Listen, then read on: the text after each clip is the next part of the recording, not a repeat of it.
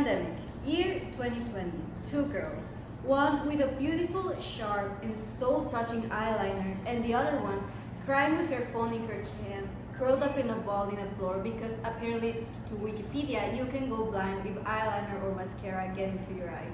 Embarrassingly enough, the second girl was me, a convinced I only were black girl, clinging fiercely to the now embarrassing yet at some point iconic 2010s fashion sense.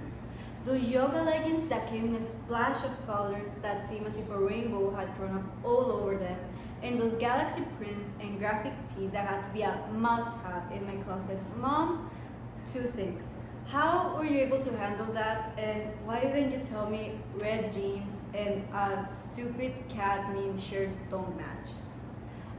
Anyway, during that time, I was just coming out of the edgy phase everyone goes through, or well, I like to think we all do. For most of my life, I restricted myself to a tomboyish fashion sense. I mean, why wouldn't I? All the cool girls did.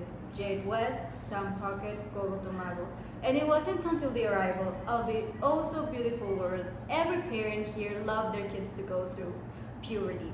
It wasn't until the arrival of Miss Puberty that started playing around with my aesthetics a bit more. For years, I was the girl who didn't really care how she looked, the typical why clean my shoes if they're gonna get dirty again type of girl. Due to that mindset of mine, my father always reminded me how you dress is how people see you, a quote that would stick with me until this day and I will never forget. Going back to the story of when puberty arrived, I was introduced to a world completely unknown to me before. Supermodels, pop culture, makeup. It was like a diverse buffet full of different brands, styles, and so much to pick from. That's when I learned fashion has the power to transcend boundaries and connect people. It is a language that speaks universally, breaking through cultural and linguistic barriers. When we see someone confidently rocking an outfit, it's like a silent conversation where ideas and emotions are exchanged without a single word spoken. Outfits and makeup can express things like confidence, happiness, comfort, and even say a statement about society or about oneself.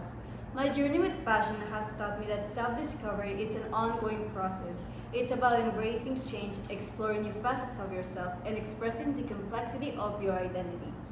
Fashion provides a tangible, visible way to signal this internal exploration to the world. In a world that can sometimes feel chaotic and overwhelming, fashion becomes a form of therapy. Choosing an outfit becomes a mindful act, a moment of self-care, where I can intentionally express my mood and attitude for the day. A thick and sharp eyeliner is my protection, my shield. Pearls and glitter means it's my day, I'm feeling myself. A reminder that nothing can bring me down. So as we navigate through the ever-changing landscape of trends and styles, let's remember that fashion is not about conforming, it's about celebrating individuality. It is a way through which we can proudly declare, this is who I am and I'm apologetic about it. So apart from my traumatic introduction to makeup, I remember experimenting with it a bit more, colors, tones, shapes. Now makeup is a part of my daily life I couldn't live without. And not because I'm insecure without it, quite the opposite actually. I accentuate my features to face others without fear and show my strengths. It helps me express myself in a way words cannot. It makes me feel powerful, helps me transmit my feelings, my opinions, and stories without having to say a single word. It's a way to help my creativity flow, and I'm personally so grateful to my parents who have been supportive from the start, helping me afford all my makeup supplies and being there for me on every step of the way. Self-discovery is a fundamental part of human development, and fashion has been a key factor in current times to achieve that. Sadly, not everyone had the same look I have.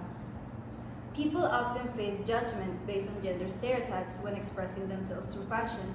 Society sets strict rules on what's considered acceptable for each gender, limiting creativity and individuality. For example, men are typically discouraged from trying bold colors or style that may be feminine. Meanwhile, most women face criticism for not conforming to the ideal girl, pure girl standard. Conforming to gender stereotypes in fashion goes beyond just clothing choices, impacting mental and physical well-being. The pressure to meet society's expectations can increase stress, anxiety, and feelings of inadequacy for those constrained by these norms. Suppressing authentic self-expression can result in a disconnection from your identity, fostering isolation and depression. Additionally, enforcing these stereotypes may foster an environment where individuals face judgment, ridicule, or discrimination. Our frustration turns to rage, our isolation turns to depression, our restlessness turns to panic. This is what's stated by the Riverside Recovery of Tampa. However, this judgment and lack of openness does not only harm mental well-being, but can also evolve into physical weakness, such as becoming increasingly vulnerable to bullying, or violence. Embracing a more inclusive and open-minded approach to fashion allows us to have a healthier and safer space where individuals can express themselves authentically, to show who they really are without compromising their mental or physical well-being. Getting rid of gender stereotypes in fashion is crucial because it allows individuals to express themselves by being who they are. Breaking down the stereotypes creates a more inclusive society where everyone can explore and embrace their unique identities through fashion. It's about fostering a sense of belonging, self-discovery, and empowerment. Fashion becomes a powerful tool for individuals to communicate who they are without fear of the negative repercussions. This shift toward inclusivity in fashion contributes to building a world that celebrates diversity, individuality, and the richness of each person's stories. It's about creating a space where everyone can confidently say, "This is who I am, and I don't care what you think about it." Using fashion as the universal language of self-expression. So next time you're planning an outfit, don't think about what others will say or feel. Think about how you feel. Is this me? Don't be afraid to dive into the big river that is self-discovery. And the best advice I can give all of you are not my words, but the words of world famous, now a name of the most respectable brand still today, Gianni Versace. Don't be into trends, don't make fashion on you, but you decide what you are and what you want to express by the way you dress and the way to live. And remember, live every day like Frank Fine would have style, have flair, and have a big hair.